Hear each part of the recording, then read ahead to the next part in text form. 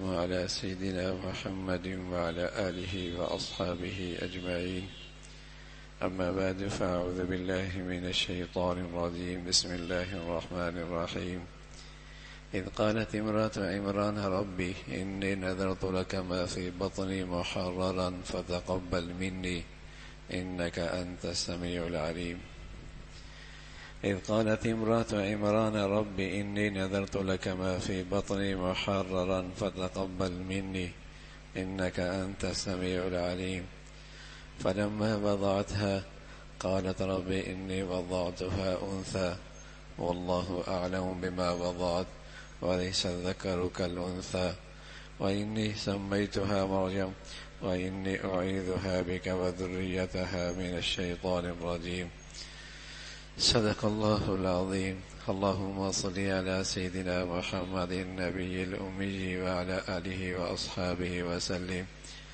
اللهم صل على سيدنا محمد وعلى آل سيدنا محمد وبارك وسلم. میرے معزز مسلمان بزرگوں، عزیز بھائیوں اور امت مسلمہ کے مقدس ماں اور بہنوں، اللہ کے نبی صلی اللہ علیہ وسلم نے فرمایا کہ الدنیا متاع وخیر المتاع المرأة الصالحہ. اس دنیا کی ایک بہت قیمتی چیز وہ نیک عورت ہے. اس دنیا کی ایک بہت ہی قیمتی چیز وہ نیک عورت ہے. اللہ تعالی نے ایک نیک عورت کا تذکرہ فرمایا ہے جو حضرت عمران کی اہلیہ تھی. سورۃ قرآن میں ایک سورت کا نام بھی آل عمران ہے. اسی عورت کے شوہر کے نام سے یہ سورت ہے. ان کی ایک اہلیہ تھی تو انہیں جب امید ہوئی اولاد کی تو انہوں نے نظر مانی کہ اللہ اگر مجھے بیٹا ملا تو میں تیرے گھر بیت المقدس کے لیے اسے وقف کر دوں گی.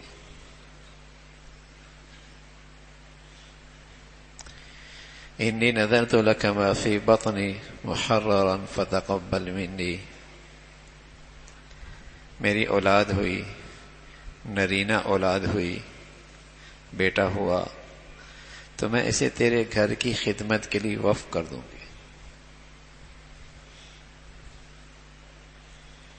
عورت نیک جذبات رکھے،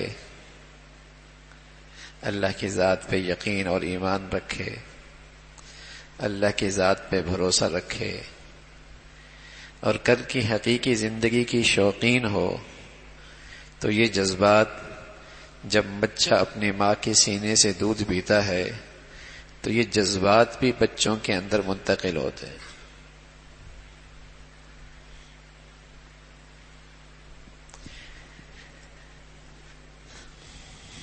قومیں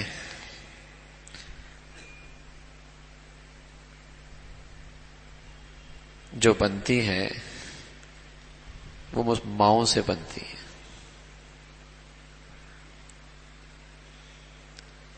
اس لیے اللہ کے نبی صلی اللہ علیہ وسلم نے عورت کی ایک بڑی فضیلت بتائی ہے.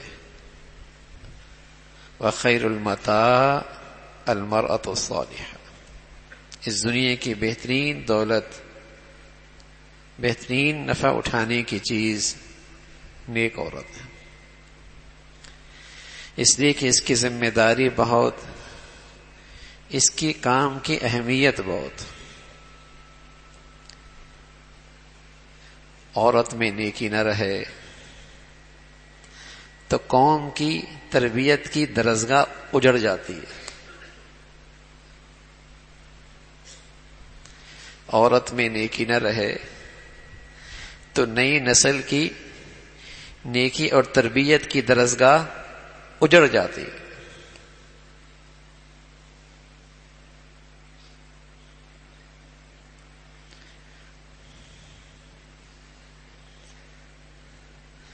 معاشرہ بعد میں خراب ہوتا ہے، پہلے گھر خراب ہوتے. معاشرے میں بد اخلاقی بعد میں آتی ہے، پہلے گھروں سے اخلاق نکل جاتے ہیں۔ سوسائٹی بعد میں خراب ہوتی ہے، پہلے گھروں کی درسگاہیں تربیت کی، نیکی کی، اخلاق کی، وہ اجڑتی ہیں۔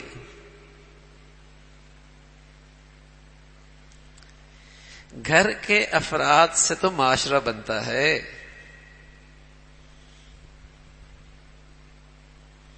معاشرے کی پہلی اکائی تو گھر ہے۔ جب گھر کی طرزگاہی اجڑ جائے،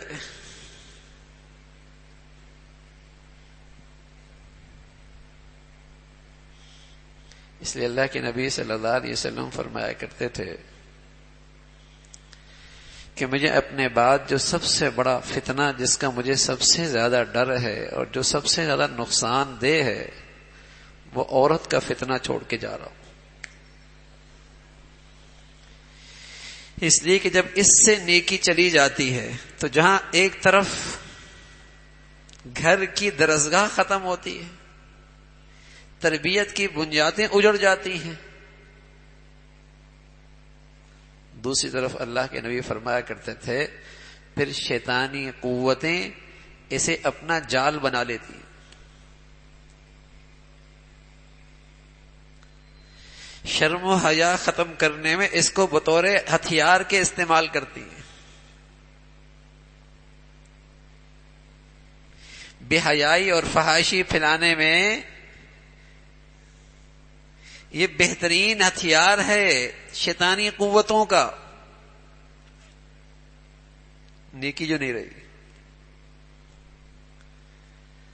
اس میں خیر جو نہیں رہی،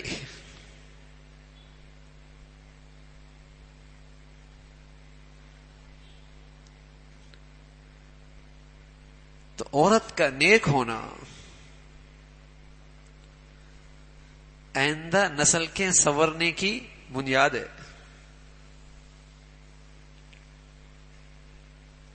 اس لیے گھر کے مردوں کی جہاں یہ ذمہ داری ہے کہ جو وہ کھائیں اپنے گھر کی عورتوں کو کھلائیں، جیسے خود پہنیں ویسے اپنے گھر کی عورتوں کو پہنائیں، جیسے اپنی ضروریات پوری کریں ایسے ان کی ضروریات کا پورا کرنا بھی مردوں کے ذمے ہیں۔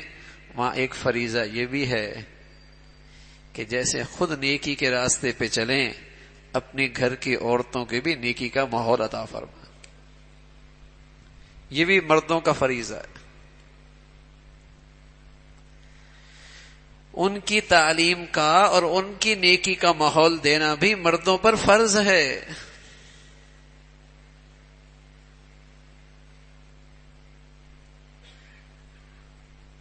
اس لیے کہ وہاں اگر دینداری چلی گئی تو مرد تو بنتا ہے تو ایک فرد بنتا ہے، عورت تو جب بنتی ہے تو خاندان بنتا ہے۔ مرد خراب ہوتا ہے تو ایک فرد خراب ہوتا ہے، عورت خراب ہوتی تو پورے خاندان کی جڑیں ہل جاتی ہیں۔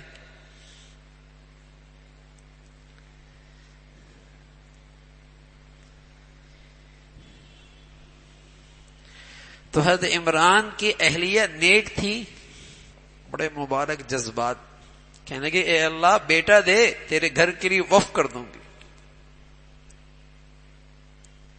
شاید ہی کوئی عورت ایسی آج ہو جس کے اندر یہ جذبہ ہو کہ میرا بیٹا دین کی خدمت کے لیے وقف ہوگا، اور اس کے لیے وہ اللہ سے دعائیں کرتی ہو۔ کوئی ہزاروں میں، کوئی لاکھوں میں نمازی مل جائے گی، حاجی بھی مل جائے گی، ہاں روزے دار بھی مل جائے گی، لیکن اولاد کی پرورش اس لیے کرتی ہے کہ ہمارا اسٹیٹس اور اچھا ہو جائے گا، ہمارا ذرا معیار زندگی اور اچھا ہو جائے گا۔ قالوا یا صالح قد كنت فينا مرجوا قبل هذا اتنهانا ان نعبد ما يعبد آباؤنا۔ جب صالح نے قوم کو سمجھانا شروع کیا، قوم کہنے لگی صالح ہم سے تم سے بڑی امیدی تھی کہ تمہاری وجہ سے ہمارے یہاں کوئی خوشحالی ہوگی، کچھ فراوانی ہوگی، کچھ ترقی ہوگی، کچھ وسائل بڑھیں گے، کچھ آمدنی کے ذرائعوں میں اضافہ ہوگا، یہ تم کیسی باتیں کرنے لگ گئے؟ ہمیں تو تم سے بڑی امید تھی. تو آج بھی اولاد سے یہی امیدیں باندھی جاتی ہیں.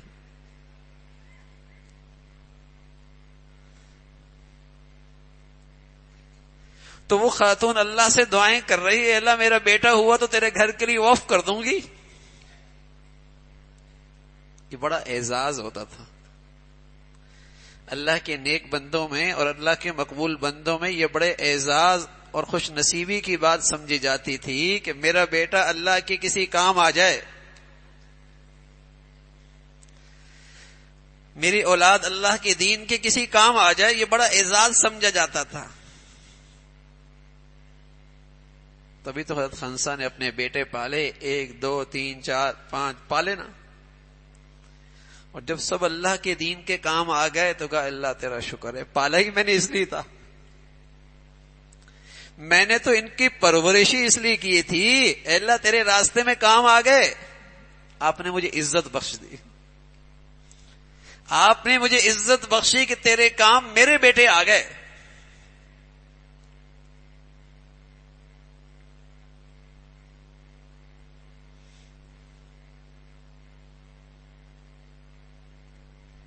یہ ماں کہتی ہے کہ میرے نصیب اچھے ہو گئے, میری قسمت اچھی ہو گئی کہ میں نے جن مقصد کے لیے اپنی اولاد کو پالا تھا اور پرورش کی تھی قبول ہو گئی. کہنا آسان ہے, لیکن اگر اللہ کرے اندر نیکی آ جائے نا, وظیفے تو چلتے رہتے ہیں, لیکن اللہ کی ذات پہ یقین, اعتماد, محبت, آخرت کا شوق, دینداری کی جڑیں تو یہ ہیں.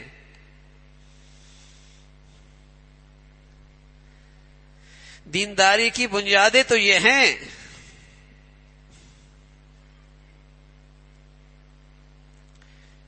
تو یہ خاتون کہنے لگی اچھا کوئی کہانی نہیں سنا رہا, قرآن کی باتیں بتا رہا ہوں.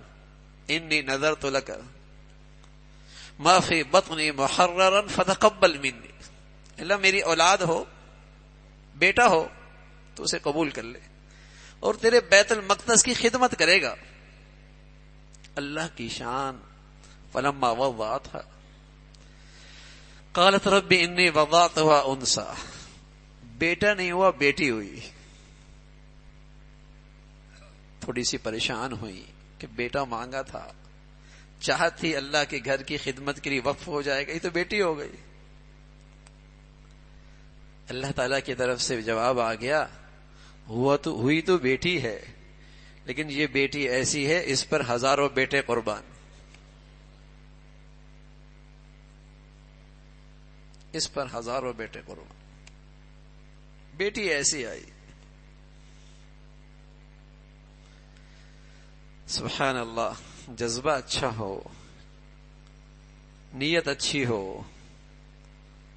تو اللہ رب العزت تو بڑے قدردان ہے, ضائع تو نہیں کرتے.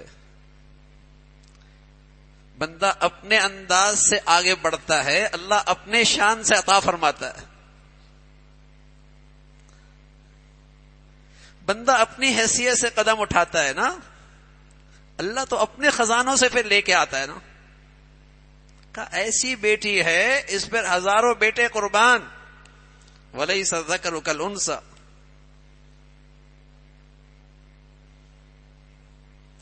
بیت المقدس کی خدمت کے لیے وقف ہو رہی.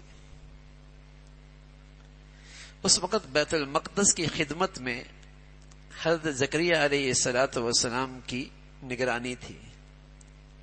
آپ اس کے متولی تھے, خدمت کر رہے تھے.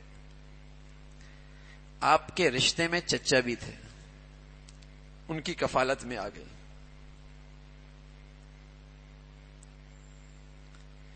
کفالت میں جب آئیں, تھوڑی سی بڑی ہوئی تو کیا دیکھتے ہیں حضرت زکریا علیہ السلام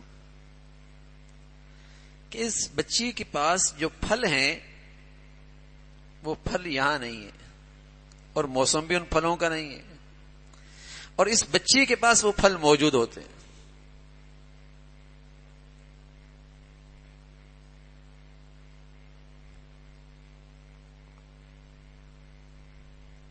تو پوچھا ایک دن, انا لکی ھذا، یہ کہاں سے آتا ہے؟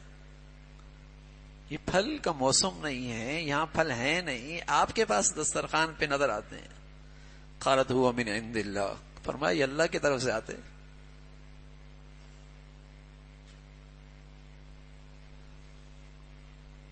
اللہ کی طرف سے آتے ہیں۔ وہ بچی بچپن سے ولیہ تھی، ولیہ تھی، بچپن سے ولیہ۔ اس ولیہ کو بچپن سے 55 سال بننے کی ضرورت نہیں تھی، بچپن ہی سے ولیہ تھی۔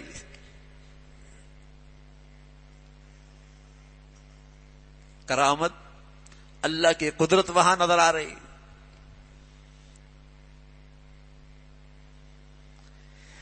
تو یہ بڑے اعزاز کی بات ہوتی تھی،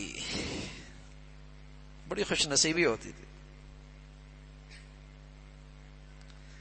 زکریا علیہ الصلوۃ والسلام نے جب یہ دیکھا تو خیال پھر تازہ ہو گیا۔ حضرت زکریا کے اولاد نہیں تھی، سر کے بال بھی سفید ہو گئے تھے، بیوی بھی بوڑھی ہو چکی تھی، اولاد کا موسم ختم ہو چکا تھا، اولاد کا موسم ختم ہو چکا تھا، لیکن اولاد کا خیال تو تھا۔ جب اس بچی کے پاس بغیر موسم کے پھل دیکھے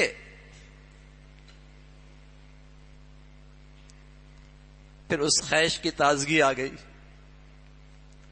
اللہ تعالیٰ سے کہنے لگے اس بچی کو آپ بغیر موسم کے پھل دے سکتے ہیں، اگرچہ میرے اور میری بیوی کا اولاد کا موسم تو نہیں، لیکن تیری قدرت تو ہے نا، ہمیں بغیر موسم کے اولاد دے دے۔ مانگی اللہ سے اولاد، اور اللہ نے اس بڑھاپے میں حضرت زکریا کو بیٹا دیا۔ فرمایا نام بھی ایسا رکھا ہے کہ ایسا نام کسی کا نہیں، حضرت یحییٰ، بیٹا مل گیا۔ اب حضرت زکریا نے دعا کی، رب ہب لی من لدنک ذریۃ طیبہ، اے اللہ نیک اولاد، نیک اولاد۔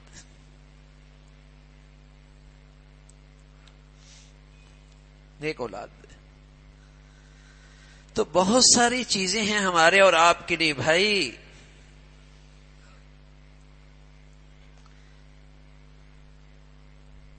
کہ سب سے پہلی چیز ہے گھر میں نیکی کا ماحول، عورت کا نیک ہونا۔ یہ جذبات پورے ماحول پہ اثر انداز ہوتے ہیں۔ عورت کا نیک ہونا،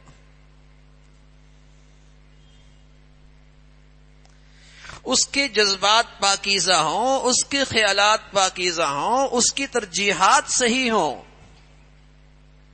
اس کے زندگی کا مقصد صحیح ہو، زندگی کا جو سفر ہے اس کی منزل تو ٹھیک ہو۔ اس کی گود میں تو ایک نسل پروان چڑھنے لگی نا، اس کی شوق کیا ہے؟ مسلمانوں کا بڑا خسارہ تو یہی ہوا نا، آج اس کے گھر سے نیکی چلی گئی،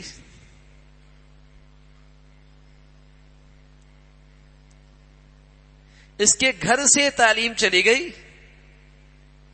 جس میں نیکی ہو، جس میں تربیت ہو، وہ چلی گئی۔ یہ خسارہ ہوا۔ اور دوسری بات میرے عزیزو یہ ہے کہ اللہ تعالی سے جب بھی مانگیں تو اولاد مانگیں اور نیک مانگیں، نیک اولاد، اور اولاد کو نیک بنائیں، کوشش کریں۔ ہم کہتے ہیں معاشرہ اچھا ہو جائے، ارے میاں کہاں سے اچھا ہو جائے، میں اپنی ذمہ داری پوری کر رہا ہوں۔ جو معاشرے کے افراد میرے گھر سے نکل رہے ہیں، میرے ماتحت ہیں، میں اپنا فریضہ پورا کر رہا ہوں۔ ہر آدمی اس کا مکلف ہے، اس کا ذمہ دار ہے، اس کا نگہبان ہے، یہ اس کا فریضہ ہے۔ اپنی سی کوشش تو کرے،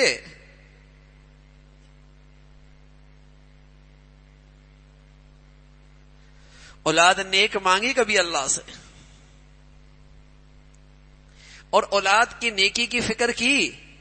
ہاں بہت اچھی بات ہے، اولاد کی خوشحالی کی فکر کی ہے، اولاد کے کاروبار کی فکر کی ہے، اولاد کی ایسی تعلیم کی فکر کی ہے کہ جس سے وہ اچھا کما سکے، یہ ساری فکریں مبارک. لیکن یہ بتائیے کہ اولاد کی نیکی کی بھی فکر کی ہے؟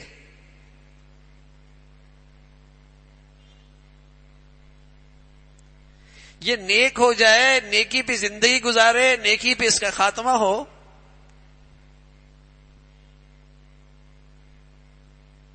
پہلے گھر کی فکر ہوتی تھی، مائیں گھر والے اس بنیاد پر اپنی اولاد کی پرورش کرتے تھے، تو پھر ماں باپ کا اولاد کو کھلانا صدقہ ہوتا. تو ماں کا اولاد کے لیے وقت نکالنا عبادت ہوتی تھی.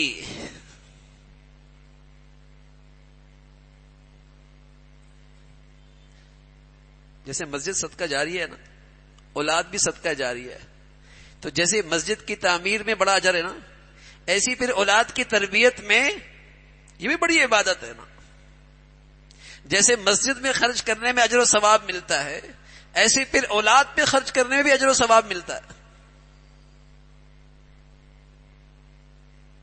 مسجد صدقہ جاری ہے نا، اس کی تعمیر اجر و ثواب کا باعث ہے. ایسی اولاد بھی صدقہ جاری ہے نا، اس پہ جب خرچ کریں گے آپ کو عبادت کا ثواب ملے گا، اجر و ثواب ہوگا. اس لیے کہ آپ اس کو دنیا کا کوئی پرزہ نہیں بنا رہے، آپ اس کو کوئی دنیا اور مشینوں کا پرزہ نہیں بنا رہے، آپ تو اسے اللہ کا نیک بندہ بنا رہے ہیں، اس پہ توانائیاں لگا رہے ہیں، اپنے لیے صدقہ جاریہ بنا رہے ہیں.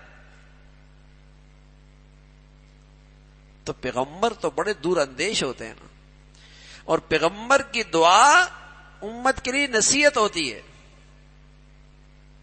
پیغمبر کی دعا امت کے لیے پیغام ہوتا ہے کہ جب تم مانگو اللہ سے تو نیک اولاد مانگو، تم اپنی اولاد کی نیکی کی فکر کرو.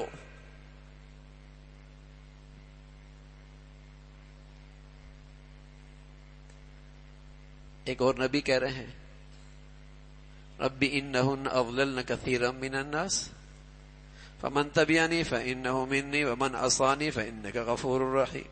ربنا انی اسکنت من ذریتی بواد غیر ذی زرع عند بیتک المحرم ربنا لیقیموا الصلاۃ. اللہ میں اپنی اولاد کو، اپنے گھر والوں کو یہاں بیت اللہ کے پاس چھوڑ کے جا رہا ہوں. ربنا لیقیموا الصلاۃ، تاکہ یہ نمازی بن جائیں.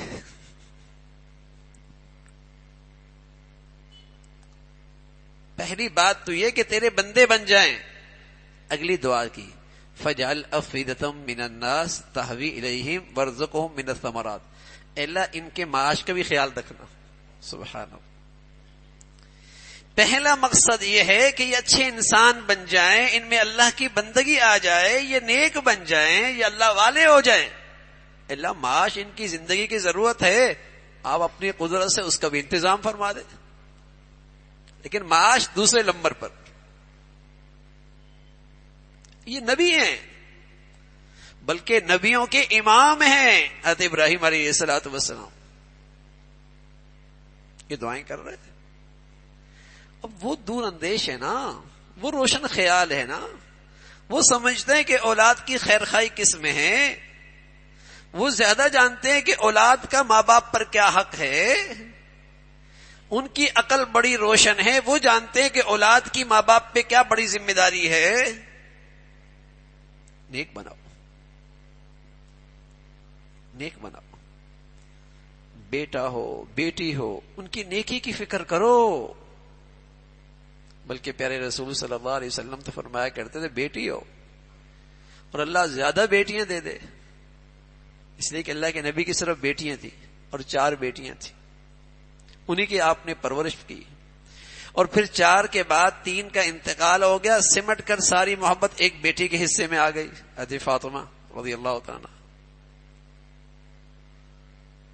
بیٹیاں تھیں اور فرمایا جو بچیوں کی اچھی تربیت کرے، اچھی تعلیم دے، نیک بنائے، اور پھر ایسے گھر میں انہیں روانہ کرے جہاں ان کا ایمان دین محفوظ ہو.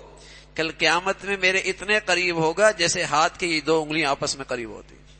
سبحان اللہ. یہ قرب اور یہ پیارے نبی کی رفاقت، یہ بیٹیوں کی تعریف اور تربیت پر ہے، یہ انعام اس پر ہے. نیک بناؤ، کمائیے، نیک بناؤ.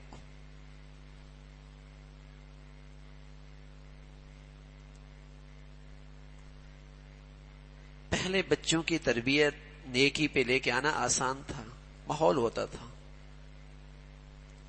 دادا کے ہاں جائیں تو وہاں بھی ماحول، دادی کے ہاں جائیں تو وہاں بھی ماحول، نانا کے ہاں جائیں تو وہاں بھی ماحول، نانی کے ہاں جائیں تو وہاں بھی ماحول، کزن کے ہاں جائیں تو وہاں بھی ماحول، گھر میں بھی نیکی کا ماحول. اب ختم ہو گیا. تو میرے عزیزو، اب تو ہمیں اور زیادہ فکر مند ہونا ہوگا نا.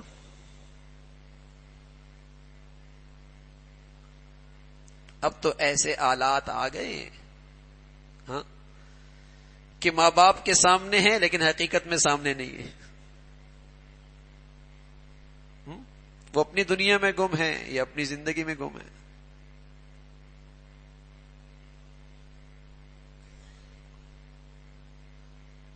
تو بڑی توجہ کی ضرورت ہے. اولاد سرمایہ ہے. ایک نبی ہیں دنیا سے جا رہے، اپنے بیٹوں کو، پوتوں کو، نواسوں کو، سب کو اپنے قریب بلا لیے. گھر کے بڑے تھے، خاندان کے بڑے تھے. ام کنتم شہداء اذ حضر یعقوب الموت. موت کا وقت قریب ہے. سب کو اکٹھا کر لیا. حضرت یعقوب ہے، اللہ کی شان، خود نبی ہیں، والد نبی ہیں، دادا نبی ہیں، بھائی نبی ہیں. بتائیے کیسا ماحول ہوگا؟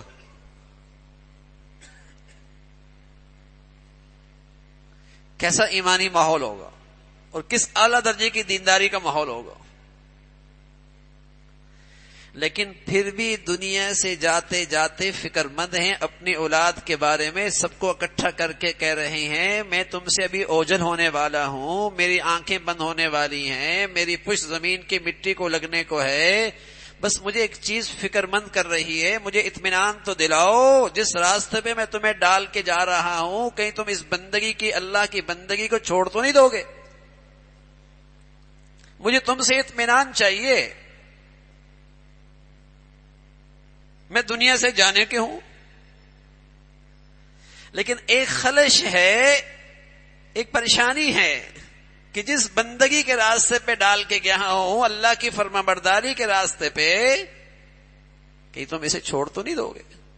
اذ قال لبنی ما تعبدون من بعدی. اب وہ سب بچے بیٹھے تھے، کہنے لگے ابا جان، دادا جان، نانا جان، آپ اطمینان رکھیے. قالوا نعبد إلهك وإله آبائك إبراهيم وإسماعيل وإسحاق إلها واحدا ونحن له مسلمون. ہم اسی رب کے ہمیشہ فرما بردار رہیں گے، اسی معبود برحق کے فرما بردار رہیں گے. ونحن له مسلمون، ہم اس کے فرما بردار رہیں گے. جہاں خیر ہی خیر ہے، جہاں نیکی ہی نیکی ہے، جہاں نسلوں میں دینداری ہے، وہاں یہ فکر مندی کیوں ہے؟ وہ جانتے ہیں کہ یہ دین کی زندگی کتنی اہم ہے، کتنی ضروری ہے، کتنی بڑی دولت ہے. اس لیے کہ جب کسی چیز کی قیمت کا اندازہ ہونا تو آدمی اس کی خاطر فکر مند رہتا ہے. ہم اپنی زندگی میں دیکھتے ہیں جس چیز کی ہماری نظر میں قیمت ہوتی ہے ہم اس کے لیے فکر مند رہتے ہیں، اپنے لیے بھی فکر مند رہتے ہیں، اپنی اولاد کے لیے بھی فکر مند رہتے ہیں. جس چیز کی قیمت ہماری نظر میں، صحت کی قیمت ہے نا بھائی، فکر مند رہتے ہیں نا. معاش کی قدر و قیمت ہے نا، فکر مند رہتے ہیں نا. اللہ تعالیٰ ان چیزوں سے زیادہ ہمیں دینداری کی قدر و قیمت نصیب فرما دے. پھر ہم دینداری کی بھی فکر مند رہیں گے. کہیں میری اولاد میں کہیں دینداری کے تو خطرے میں نہیں.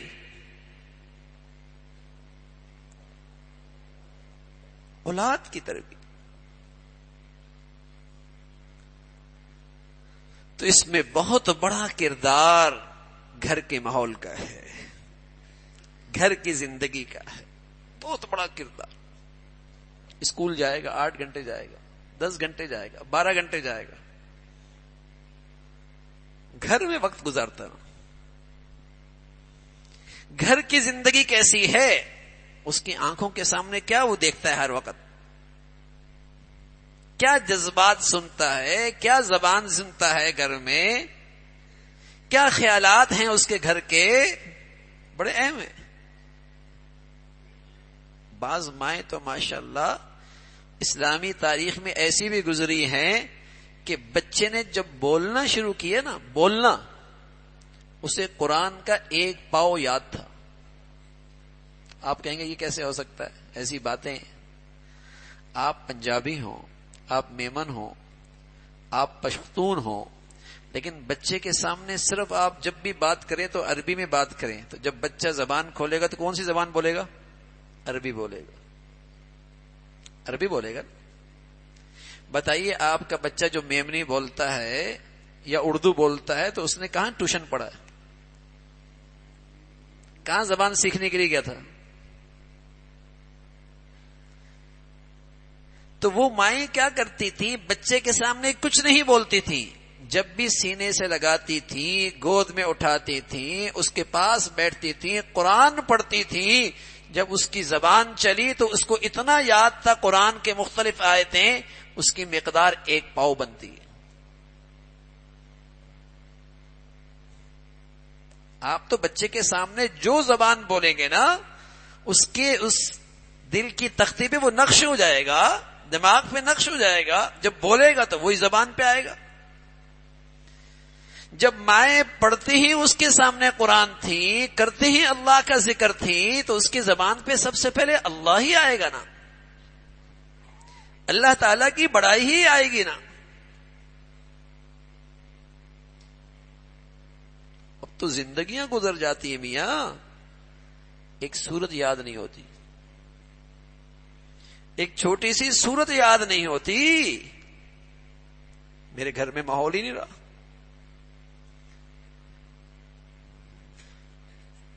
ایسے بے شمار اسلامی تاریخ کے واقعات ہیں کہ مائیں اس انداز سے اپنے بچوں کو لیا کرتے تھے. پرورش ایک مقصد کے تحت ہوتی تھی، اولاد کی تربیت، اولاد کی دیکھ بھال، اس کے سامنے ایک بڑا مقصد ہوتا تھا.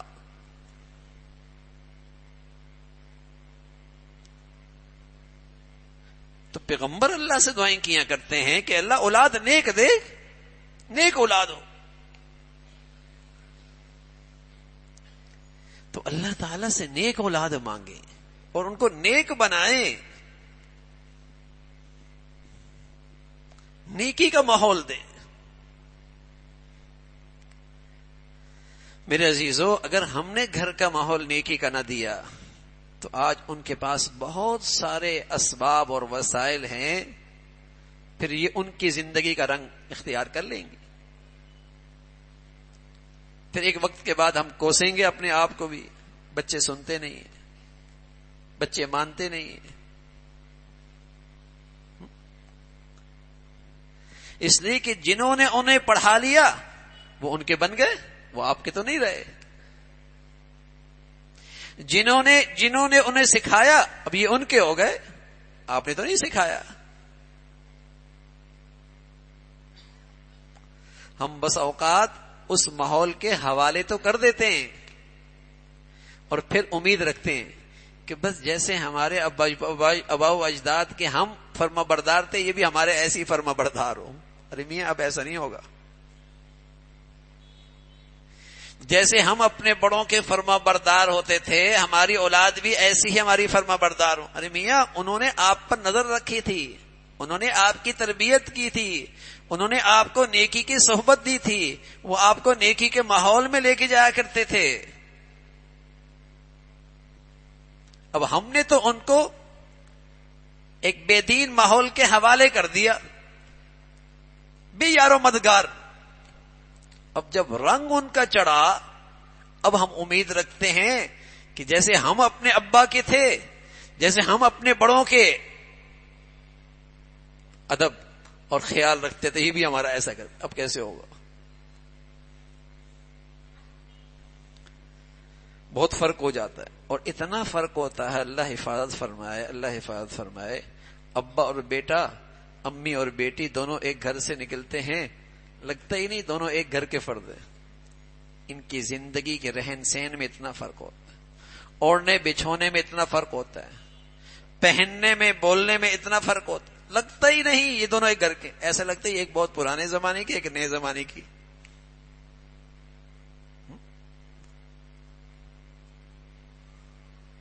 تو میرے عزیزو، بچوں کو، بچیوں کو نیکی کا ماحول دے، ان کے لیے دعائیں کریں، بڑا سرمایہ ہے، قیمتی دولت ہے۔ پیغمبروں کی دعائیں دیکھیں اپنی اولاد کے بارے میں کیسے فکر مند نظر آتے ہیں۔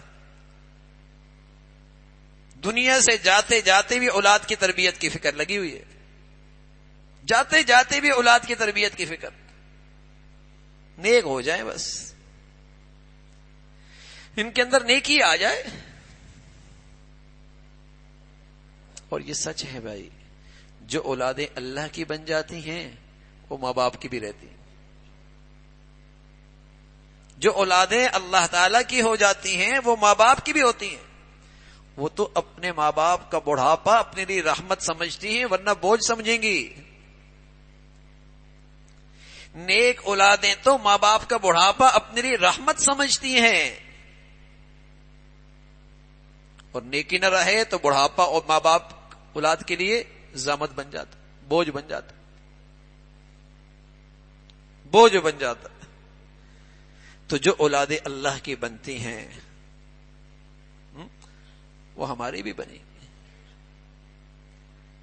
اگر ہم اپنے بڑوں کے لیے صدقہ جاریہ بن جائیں، ہاں، تو پھر امید ہے کہ ہماری اولادیں بھی ہمارے لیے صدقہ جاریہ بن جائیں۔ تو اولاد اللہ کی طرف سے ایک نعمت ہے۔ پیغمبروں نے ہمیشہ اپنی اولاد کی نیکی کی فکر کی ہے بھائی۔ معاشرہ اسی سے بنتا ہے، سوسائٹی اسی سے بنتی ہے کہ ہر گھر اور ہر گھر کی زندگی نیکی پہ آ جائے، اخلاق پہ آ جائے، معاشرہ اچھا ہونے لگتا۔ پہلی درسگاہ، پہلا پہلی تعلیم گاہ اور پہلا سبق گھر کی زندگی۔ اس لیے اللہ کے نبی فرمایا کرتے تھے، عقبہ ابن عامر فرمانے لگے رضی اللہ عنہ، یا رسول اللہ، اگر فتنے بہت ہوں، کچھ سمجھ میں نہیں آ رہی ہو، تو اس سے نکلنے کی شکل کیا ہے؟ کیسے اس سے حفاظت ہو سکتی؟ تو آپ نے 3 نصیحتیں فرمائی۔ پہلی نصیحت فرمائی، املک لسانک، اپنی زبان کو قابو میں رکھو، بولو سوچ کر، بولو تول کر، بولو احتیاط سے، زبان کو قابو میں رکھو۔ دوسری نصیحت فرمائی، وابکی علی خطیئتک، اپنی خطاؤں پہ روتے رہو، بجائے دوسروں کی کمزوریاں دیکھنے کے، دوسرے کے عیب تلاش کرنے کے، اپنی خطاؤں پہ نظر رکھو، وابکی علی خطیئتک۔ تیسری بات فرمائی، ولیسع بیتک، کہ تیرے لیے تیرا گھر کافی ہو۔ ایک مطلب تو یہ ہے کہ کم از کم تیرا گھر تو تیرے اختیار میں ہے، بازار تیرے اختیار میں نہیں، گلیاں تیرے اختیار میں نہیں، تعلیمی ادارے تیرے اختیار میں نہیں، ہاں، معاشرہ سوسائٹی تیرے اختیار میں، تیرا گھر تو تیرے اختیار میں ہے نا بھائی، اس کو تو نیک بنا دے۔ یہاں تو تیری حکومت ہے، یہاں تو تیرا اقتدار ہے، یہاں تو تیرا آرڈر چلتا ہے نا بھائی، یہاں تو اللہ کا حکم نہ ٹوٹے نا، کہ تیرے گھر میں تو تیرا ایمان محفوظ ہو، تیرے بچے بچیوں کا، اس کا تو ذمہ دار ہے نا بھائی۔ یہاں تو فتنوں کی کانٹے نہ ہو، ظلمت نہ ہو، یہاں تو گناہوں کی نحوستیں نہ ہو، یہ تو تیرے اختیار میں۔ باہر تو نکل رہا ہے ضرورت کے لیے، باہر نکل رہا ہے کسی حاجت کے لیے، تیرا وقت گھر میں گزر رہا ہے، تیرے بچے بچیوں کو گھر کا ایسا ماحول ملے کہ وہاں گناہ کرنا مشکل ہو جائے۔ پہلے ایسے ہی ہوتا تھا، جیسے مسجد میں گناہ کرنا آسان نہیں ہوتا، کوئی آدمی کرتا ہے تو چھپ کے کرتا ہے، گناہ کرنا آسان نہیں ہوتا۔ ایسے ہی مسلمانوں کے گھروں کا ماحول بھی ہوتا تھا کہ مسلمانوں کے گھر میں گناہ کرنا مشکل ہوتا تھا۔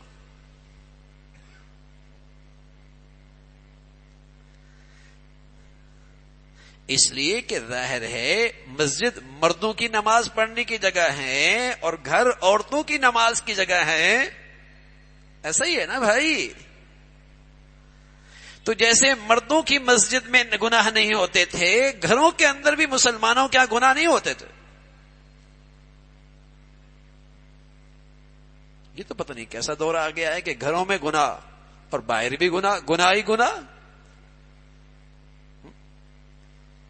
مسلمانوں کے گھروں میں گناہ نہیں ہوتے تھے،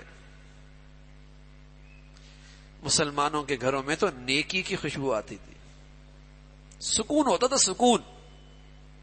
بزرگوں نے لکھا کہ ایک وقت ایسا تھا کہ مسلمانوں کے گھروں میں سویرے سویرے قرآن کی تلاوت اتنی کثرت سے ہوتی تھی، بیٹیاں بہنیں کیا کرتی تھیں کہ جب کوئی مسلمان مسجدوں میں گلیوں سے گزرتے تھے نا تو گھروں سے اتنی کثرت سے قرآن کی آواز آتی تھی جیسے شہد کی مکھیاں اڑ رہی ہوں تو بن بناٹ کی آواز آتی ہے نا، ایسی ہر گھر سے قرآن کی تلاوت کی آواز آتی تھی۔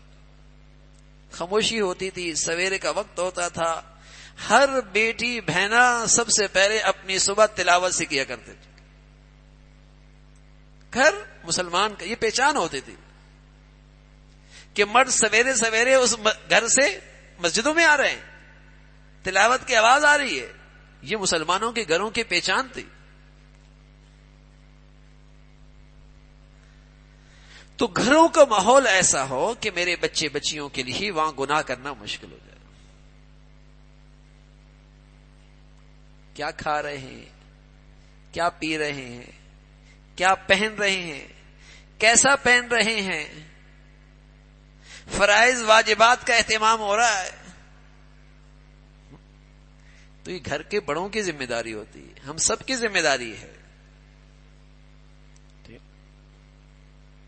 یہ جہاں اپنی اولاد کے اوپر احسان ہے اور اپنی اولاد کی تربیت کا حق ادا ہو رہا ہے، وہاں سچی بات ہے مسلمان معاشرے کی بھی بڑی خدمت ہو رہی ہے،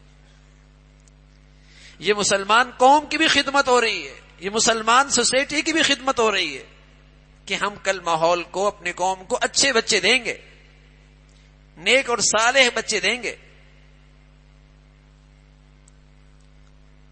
تو اولاد نعمت ہے، اولاد اللہ کی طرف سے ایک امانت ہے، اولاد اللہ کی طرف سے ایک امانت ہے، اور یہ امانت اللہ نے دی کہ تم اس میں کیسی تربیت کرتے ہو، کیسی تعلیم دیتے ہو اور اس میں کیسی محنت کرتے ہو، اللہ اپنی امانت واپس لے لیں، لیکن ہم نے اس امانت کا کیسے حق ادا کیا ہے؟ تو اللہ تعالیٰ بھائی ہم سب کو نیک اولاد دے، صالح اولاد دے، اور ہماری اولادوں کو اللہ تعالیٰ ہمارے لیے صدقہ جاریہ بنائے، اور ہمیں اللہ تعالیٰ اپنے بڑوں کے لیے صدقہ جاریہ بنائے۔ وآخر دعوانا الحمد للہ رب العالمین۔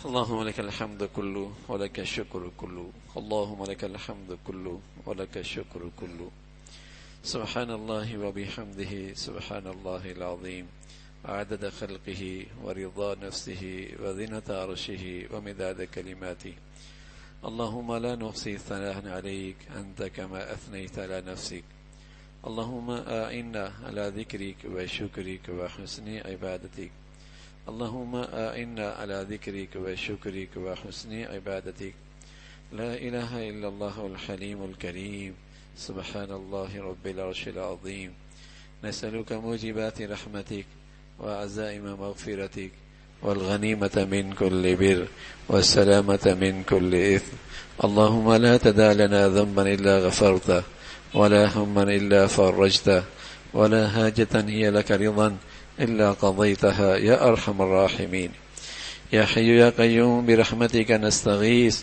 أصلح لنا شأننا كله ولا تكلنا إلى أنفسنا طرفة عين يا حي يا قيوم برحمتك نستغيث أصلح لنا شأننا كله ولا تكلنا إلى أنفسنا طرفة عين یا ارحم الراحمین ہمیں ایمان والی، عافیت والی، صحت والی، برکت والی زندگی نصیب فرما۔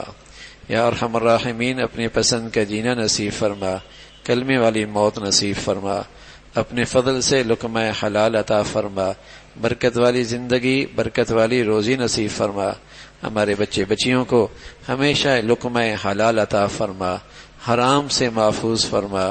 یا ارحم الراحمین جیسے آپ چاہتے ہیں ویسے اپنے بچوں کی تعلیم اور تربیت کے اور زندگی کے فیصلے کرنے کی توفیق عطا فرما، اولادوں کی آزمائشوں سے، نافرمانیوں سے ہمیشہ محفوظ فرما، اولاد کی تربیت میں، تعلیم میں، فیصلوں میں جو کوتاہی ہوئی اے اللہ اپنے فضل سے محفوظ فرما، اولاد کے وبال بننے سے محفوظ فرما۔ اے اللہ ہماری اولادوں کو ہمارے لیے عزت کا باعث بنا، راحت کا باعث بنا، سکون کا باعث بنا، اور ہمیں اپنے بڑوں کے لیے راحت اور سکون اور اپنا بھی اور والدین کا فرما بردار بنا۔ یا ارحم الراحمین اپنے فضل سے تمام حاضرین حاضرات، سامعین سامعات کی تمام جائز حاجات کو پورا فرما، مشکلات کو آسان فرما، پریشانیوں کو ختم فرما، بری زندگی سے، بری موت سے، برے حالات سے محفوظ فرما۔ یا ارحم الراحمین ہم اپنے گھروں کا ماحول 100% دین کے مطابق ڈھالنے کی ہمت اور توفیق نصیب فرما، گھروں کو گناہوں کی گندگیوں سے پاک رکھنے کی ہمت اور توفیق نصیب فرما، گناہوں کی گندگیوں سے ہمیں، ہمارے بچوں کو، ہمارے گھروں کو محفوظ فرما۔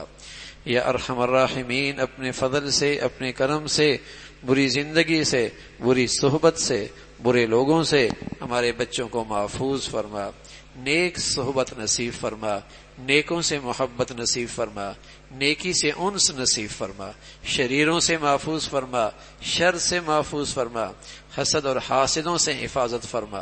یا ارحم الراحمین اپنے فضل سے ہمارے ملک کو سلامتی عطا فرما، استحکام عطا فرما، یہاں ایمان ہدایت کی فضاؤں کو عام فرما، یا نیکی کی اور خیر کی اور تعمیر کی قوتوں کو غلبہ نصیب فرما، شر کی اور برائی کی اور تخریب کی طاقتوں کو نیست و نابود فرما۔ یا ارحم الراحمین ہم سب کو سلامتی عطا فرما، اپنے فضل سے پوری امت مسلمہ کے حال پہ رحم فرما۔ اے مولا کریم مظلوم مسلمانوں کی مدد اور نصرت فرما، اے مولا کریم فلسطین کی مسلمانوں کی مدد اور نصرت فرما۔ یا ارحم الراحمین فلسطین کے مظلوم مسلمانوں کی مدد اور نصرت فرما۔ اے اللہ اپنی قدرت سے، اے مولا کریم اپنی قدرت سے، اپنے شائن شان اے اللہ تو ان کی مدد فرما، اے اللہ ان کو ظالموں کے ظلم سے محفوظ فرما، اے مولا کریم انہیں مشرک اور یہودیوں کے ظلم سے محفوظ فرما، اپنے فضل سے وہاں کے بچے بچیوں، ماں بہنوں کی، مرد عورت کی اے اللہ حفاظت کی شکلیں بنا۔ مولا کریم امت مسلمہ کو حمیت اسلامی نصیب فرما، ایمانی غیرت نصیب فرما، ایمانی اتفاق نصیب فرما۔ اے مولا کریم مسلمانوں میں ایک بھائی کو دوسرے بھائی کے لیے صحیح معنی میں سہارا اور معاون اور مددگار بننے کی توفیق نصیب فرما۔ اے مولا کریم اس نا اتفاقی کو اور اس بزدلی کو ہمیں پوری امت مسلمہ کو محفوظ فرما۔ یا ارحم الراحمین فلسطین کے بہادر اور جری مسلمانوں کی قدم قدم پہ نصرت فرما، اپنے فضل سے ان کے دشمنوں کی پکڑ فرما، ان کی طاقتوں کو نیست و نابود فرما، اے اللہ ان کی اجتماعیت کو پارا پارا فرما۔ اے مولا کریم اپنی قدرت سے ایمانی قوت کے ساتھ اے اللہ مسلمانوں کو ایمانی قوت کے ساتھ استقامت نصیب فرما۔ یا ارحم الراحمین ان مجاہدین کی اور فلسطین کی مسلمانوں کی یہ قربانیاں اور یہ مجاہدے اور یہ شہادتیں اے اللہ امت مسلمہ میں ایمانی بیداری کا ذریعہ بنا، ایمانی بیداری کا ذریعہ بنا، اسلامی بیداری کا ذریعہ بنا۔ اے مولا کریم اسلامی اخوت کا ذریعہ فرما، اسے اسلامی اتحاد اور اتفاق کا ذریعہ بنا۔ ان کی قربانیاں اور شہادتیں اپنی بارگاہ میں قبول فرما۔ اے مولا انہیں جنت کے اعلیٰ درجات نصیب فرما، انہیں جنت الفردوس نصیب فرما۔ ربنا تقبل منا انك انت السميع العليم وتب علينا انك انت التواب الرحيم، وصلى الله على سيدنا محمد وعلى آله واصحابه اجمعين برحمتك يا رب۔